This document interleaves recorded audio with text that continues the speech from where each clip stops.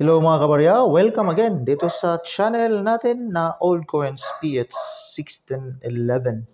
Now, quick review dito tayo sa barya na hawak natin. Luma na to at saka not in good quality yung hawak nating barya. Pero at least may hawak tayo na ganitong klaseng barya at i-feature natin dito sa channel natin, may value. Kaya ito or wala na, pwede nang itapon. Now, diretso tayo. So again, 50 centimo na barya. 19, ito yung barya natin. 86, ito yung titina natin. Diretso tayo dito sa source natin na in.nomista.com. 50 centimo, ito yung kanyang series, 1983 to 1990.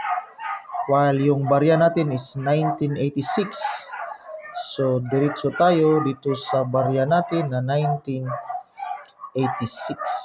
May 29% yung kaniyang frequency. May value quotation dito si in.nomista.com yung good 5 peso. So, may value na ito 5 peso pero iwan ko lang kung may buyer, may interesado. Kasi dito kasi sa mga coin collection, yung rare, yung may error, at saka yung may good quality, yun yung may interest yung mga buyer natin. Yung kaniyang almost uncirculated, 56 pesos. Yung uncirculated talaga, 60 pesos. Pero dito, may nakita tayo, nagtataka tayo bakit mataas yung kaniyang selling value. Iwan ko lang, pero only the seller knows. Ito yung 1986 na 50 centimo Marcelo H. Del Pilar over 3 months ago, IRL 5899. May selling value siya dito na 650 pesos. Mataas yung kaniyang selling value sa kaniyang barya. So ito lang yung nakita natin na barya niya.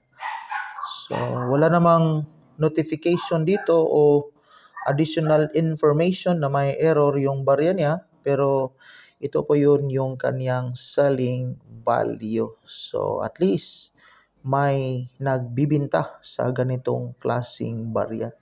Depende na rin po pag may buyer. So, kursunada kasi yan, pag may magka-interest, yun, may deal yung dalawa, yung buyer at saka yung seller. Pero yung barya natin, talagang wala na itong value sa ngayon. Maraming salamat and God bless us all.